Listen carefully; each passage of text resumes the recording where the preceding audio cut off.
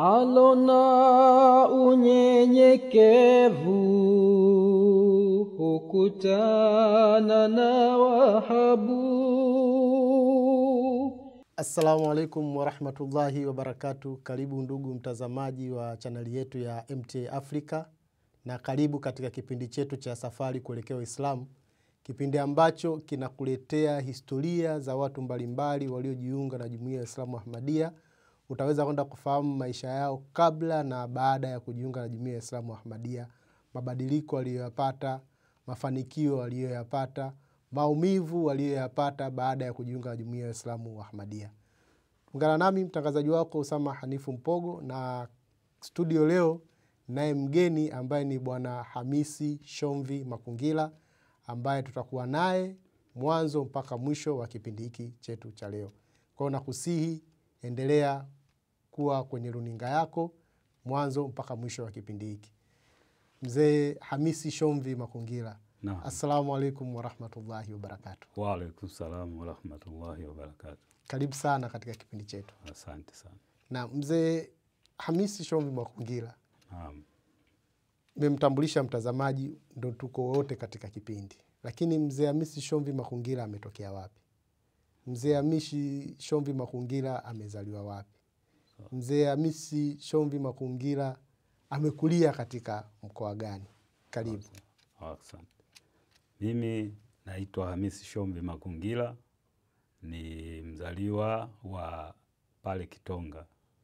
Japo kwamba wazee walikuja mjini, lakini baadaye akarudi baba kwa ajili ya maisha ya Kitonga. Kwa hiyo toka mimi nimezaliwa 68, lakini tulizaliwa mjini, lakini kule tulirudi mpaka vijiji 74, 75 tupo Kitonga, tukaletewa Msongola kwa ajili ya kijiji. Lakini baadaye wazee wakahama kutoka Msongola kuacha kijiji wakati wa vijiji vilivyokuwa vimeshuka hadhi tuseme, wakarudi kutafuta maisha kule Kitonga. Kwa hiyo tukarudi kwenye maeneo yale ambayo zamani wazee walikuwepo. Sasa katika kipindi hiko cha maisha cha wazee cha kuhama na kurudi kuenda Dar es Salaam, mara Msongola, mara Kitonga, hali ya kiimani ya dini, wazee walikuwa ni wa dini gani na hali ya dini nyumbani ilikuwaje? Sawa sawa. Wazazi wangu mimi kwa asili ni Waislamu, lakini ni wale Waislamu tu ambao hawafatishi yale mambo kabisa, kwamba kusali kufanyaje ilikuwa haipo. Ila mama yangu maana yake baba alikuwa na wake wawili. Kwa hiyo wale mama zangu wao walikuwa kwenye hizi wanaita twalika, kwenda kwenye ziara. Kushiriki mambo mbalimbali, kwamba wanaenda wanalima mashamba kwa ajili ya mipunga ya kupata mpunga kwa ajili ya ziara. Kwa hiyo wanapovuna wanapeleka pale msikitini, ikifika kipindi kilichopangwa ziara, ile michele na somo wanafanya ziara pale. Kwa hiyo na sisi ndio tunapata nafasi hapo kama kwenda kushiriki kwenye dini, lakini swala la sala au mambo mbalimbali ya Kiislamu kwa pale nyumbani alikuwa si sana, hayapo.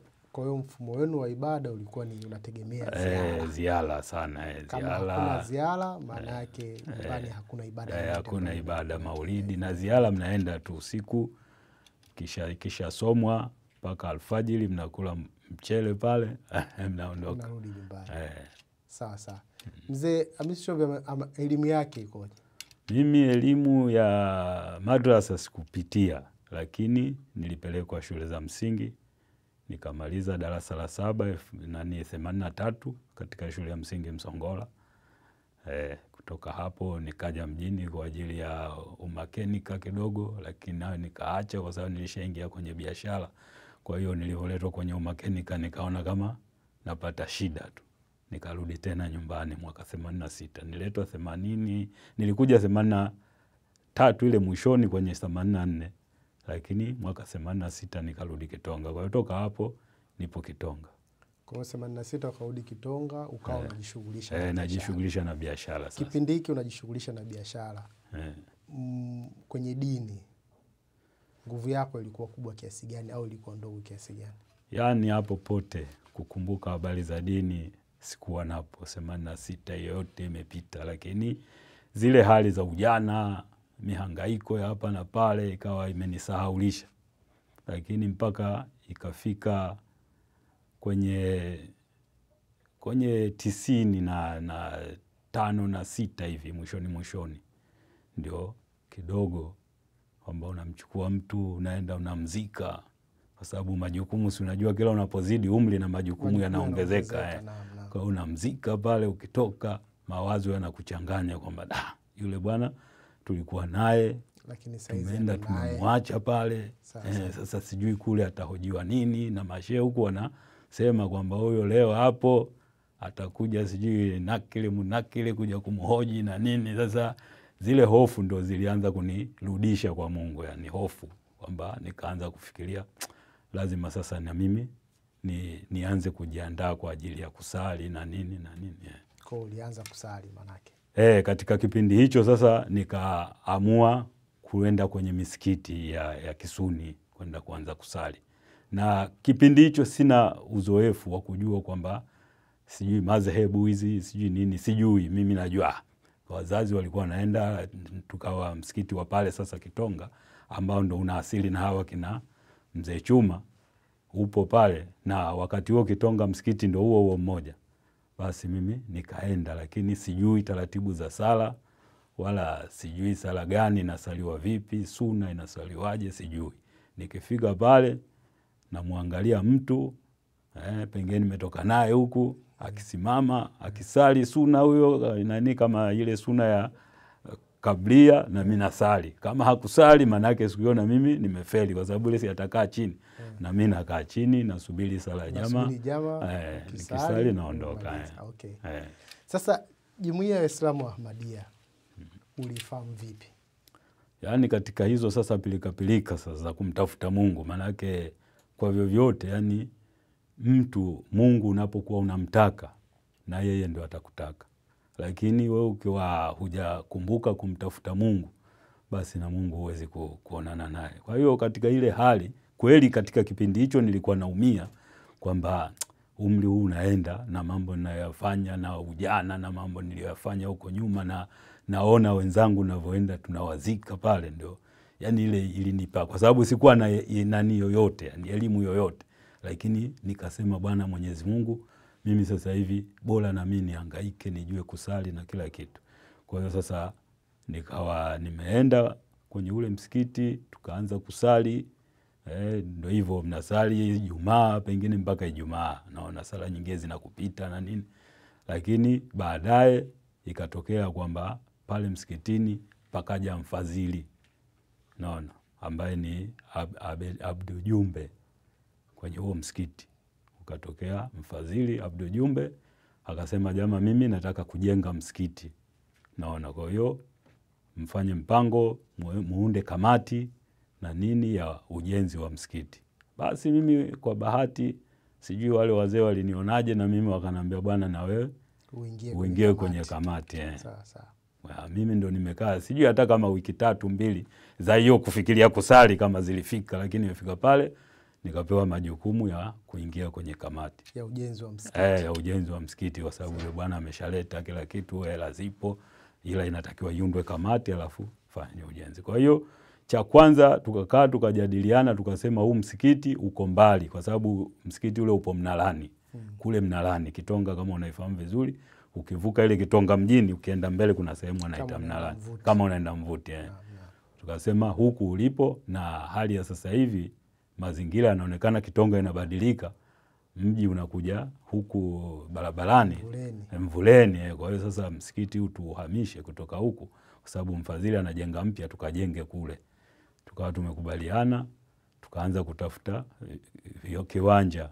Tukaenda kiwanja cha kwanza ambacho kilikuwa na migogoro na Mzee Huseni, na huyo aliyetoa, yule mzee alitoa tu kwamba kiwanja changu hichi, kumbe alishajua kwamba anatusukumia kwenye mgogoro. Lakini tukaenda wale, kwa sababu si wote wenyeji pale, tukasema hao wana kesi, tukakiacha.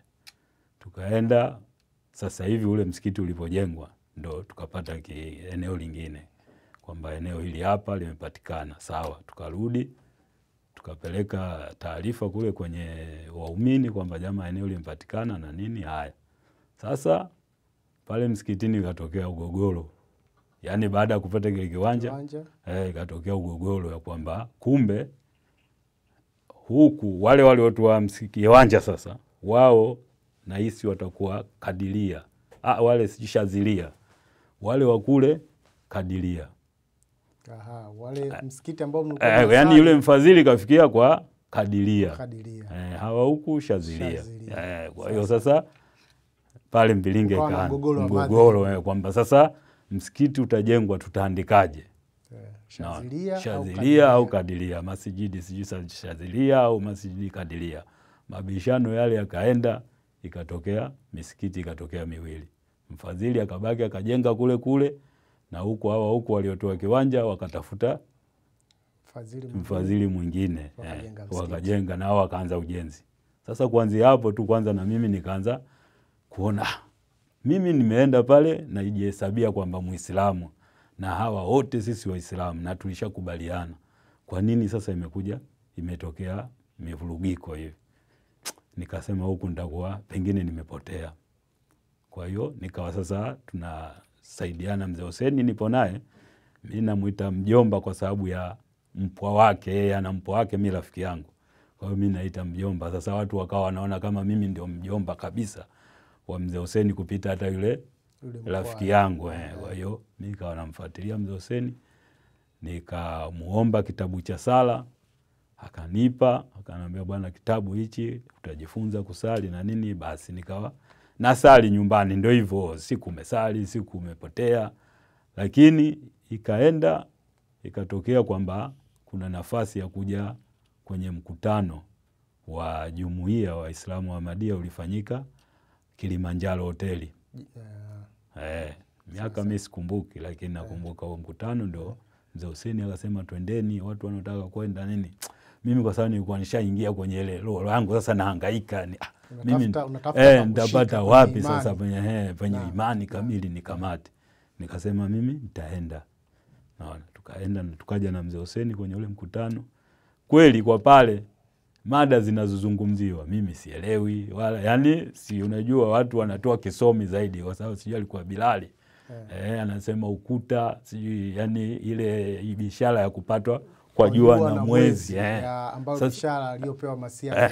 Sasa jinsi anavyoielezea, mimi kwa sababu sina chochote kichwani mwangu, nikaona kama mimi nimekuja kuenjoy tu Kilimanjaro. Kazurura pale nini, tukatoka na Mzee Hussein tukarudi. Basi mimi nikarudi nyumbani, nikawa naendelea tu hivyo hivyo na sala zangu. Sasa hata msikitini tena kukawa kule kwenye msikiti yule nishafeli, kwa sababu sijui sasa niende wa huku au wa huku. Naona basi tukakaa. Mzee Hussein akasema bwana, kuna mkutano wa Morogoro wa mavumbi unaitwa, wenyewe wanaita wa mavumbi. Kwa yule mimi nilitoka na mwanangu. Basi tukaenda, ndio nafika kwenye mkutano, ndio sasa kule ndo niliimarika. Sasa nimefika, yule mwanangu mdogo ya haya, wewe unamjua ya haya mdogo, nimeenda nimemwacha, pengine unakutana naye jioni. Ukimuuliza vipi, mimi hamna shida baba, wewe endelea, mimi tutaonana. Akikutoka hapo, yani ule mapenzi ule undugu na mapenzi ambayo uliokuta mtoto mdogo. Wakati wewe nikamkuta Mzee Idi Mpogo ndio anafanya kazi yani pale. Mimi baadaye nikasema huyu mzee anafanya kazi kama hizi, mimi na nini? Yani mimi niko na thamani gani? Basi tukaanza kushirikiana na yule mzee, napita kuokota karatasi sijui machupa nini Morogoro. Kwa hiyo kutoka kule ndio niliimarika. Kwa hiyo nafikiri kwenye 98 hivi sijui 90 ngapi ndio nilijiunga na Ahmadiyya. Yani kwenye hiyo 98 kuja 99 kuja 2000 nikajiunga Jumuiya ya Ahmadiyya. Baada ya kujiunga Jumuiya ya Ahmadiyya, mabadiliko ambayo yaliyotokea ndani yako, maana ulikuwa unamtafuta Mwenyezi Mungu, ulikuwa unahangaika huku na huku. Baada ya kujiunga na Jumuiya ya Ahmadiyya, ulimpata Mwenyezi Mungu ambaye ulikuwa unamtafuta? Pale kwanza imani iliongezeka kiasi kwamba sikuwa tena na yani mimi najiona sina thamani, nilijishusha thamani zote. Nikasema mimi si kitu, kwa sababu nimeshaona watu wanavyofanya kazi kwenye Jamaati na nini. Kwa hiyo akaja wakati ule Mwalimu Genseko, wakati yupo yule Mkulia yule, akawa yuko Kitunda. Siku hiyo akafika nyumbani, akasema akafika kule Kitonga, hatuna msikiti hapo, hatuna chochote, yani tunasali wakati mwingine kwa Mzee Nasoro. Akasema leo tunajenga msikiti. Yani huo ulikuwa kama ndo mtihani, na ndo hapo imani watu ikaongezeka. Tunajenga msikiti kwa sababu Jamaati ilishasema itanunua kiwanja kwa Mzee Huseni, lakini ilikuwa hakijanunuliwa. Lakini yule bwana akasema kama walisema basi sisi tukajenge, na Mzee Huseni mwenyewe akasema haina shaka. Basi kila mtu aje na makuti, aje na majengo na nini. Basi asubuhi yule bwana akalala siku hiyo. Asubuhi tukaamka, mwenye jengo la mnazi, mwenye kuti, tukajenga pale. Kwa hiyo watu banda la video hilo. Lakini kweli kuna wanajamati ambao ile nani yao ilikuwa legelege. Yani mtu anakuja pale kwa kuiba, anaweza kapita huko chocholo. Lakini sasa mimi nikasema amna, hiyo ile banda la video hiyo nini, kwa sababu kule nishatoka kwenye kamati ya ujenzi. Watu huko wanacheka, wewe umeenda kwenye banda la video sisi. Lakini mimi nikasema hapa mimi ni kaze tu, ndo hapa Mungu ndo yuko hapa. Kweli bwana, tukajenga tukapata na mwalimu Difika, yani kama mwalimu wa msaidizi kwa wakati ule. Sasa na Difika alijiunga, ndo miaka hiyo yote tumejiunga. Lakini Difika ametokea kwenye Usuni, naye hajakuwa na zile elementi sana za Ahmadiyya, lakini anasema mabwana, kila mtu akirudi nyumbani kesho zamu yako kusalisha. Mimi sijui hata hiyo alhamdu kuisoma sijui, lakini siku hiyo bwana nikapangiwa sala. Uhusiano wako na Mwenyezi Mungu ulikuwa mkubwa kiasi gani baada ya kujiunga Jumuiya ya Islamu Ahmadiyya?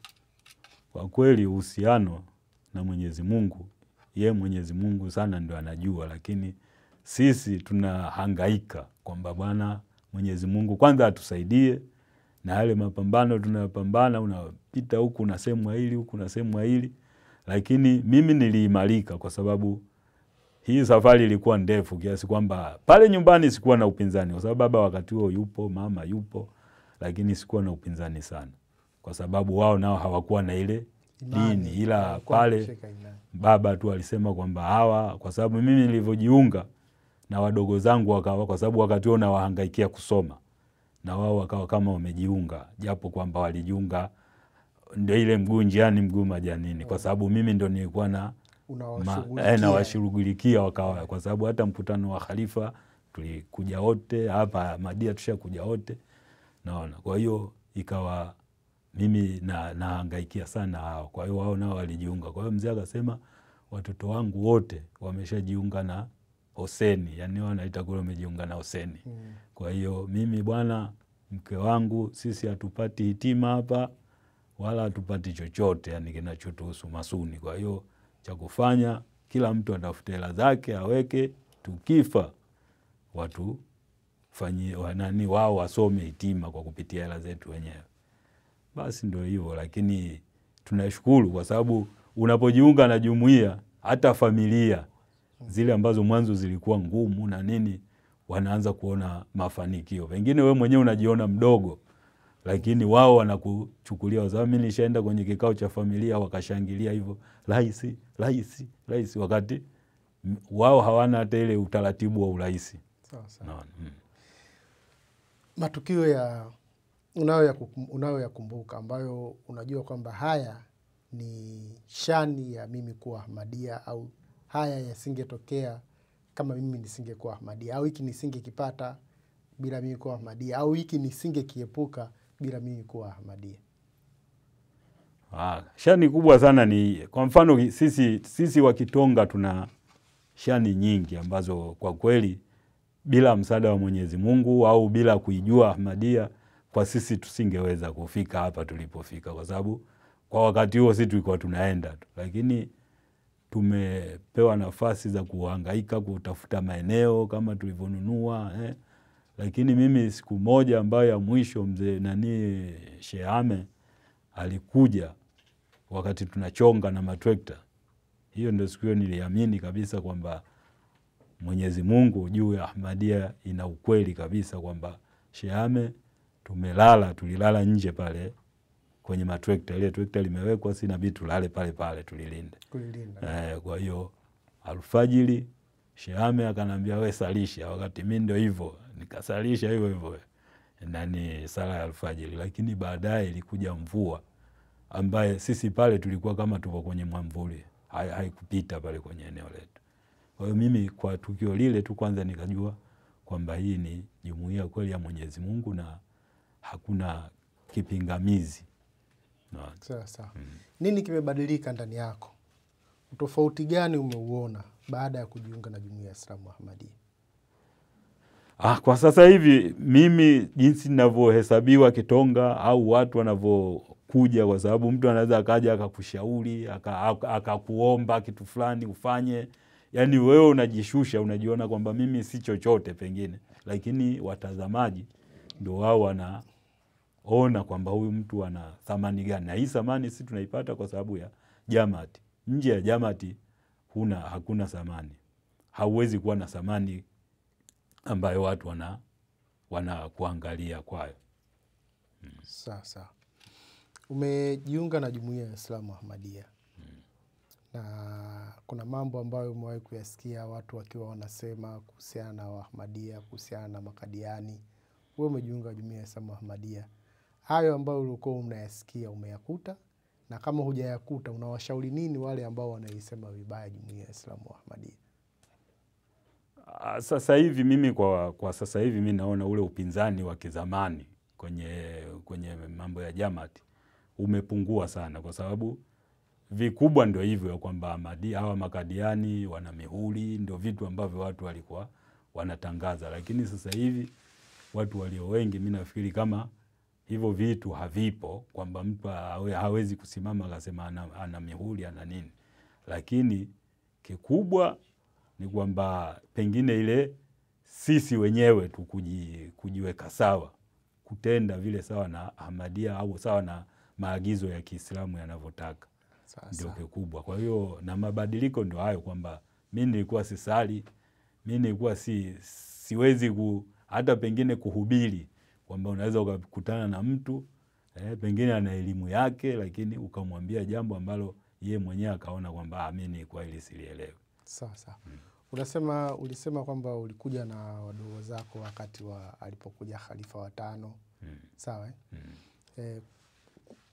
Yani wale wadogo zako kwanza bado wako kwenye imani, kwa maana pengine labda walikuwa kwa imani kwa sababu ulisema wewe ndio ulikuwa unawatafutia. Baada ya wao kukua bado wanaendelea kuwa kwenye jumuiya, wapo kwenye Jumuiya ya Islamu Ahmadiyya, lakini ile tuseme furaha yako baada ya kumuona kiongozi wa Jumuiya ya Islamu Ahmadiyya amefika hapa nchini Tanzania ilikuwa kubwa kiasi gani? Kwa kweli juu ya ujio wa Khalifa, mimi pengine kwa wakati ule ndo nilikuwa bado sijakuwa na ile, yani sijajikita sawa kabisa kwenye Jamaati, lakini sawa na kiongozi alivyo, ukimwangalia menendo yake, yani ule uchangamfu wake, kwamba unaweza ukasimama hapa wewe unasema kundi lile pengine ndo Khalifa yupo, lakini ukiangalia ameshapita.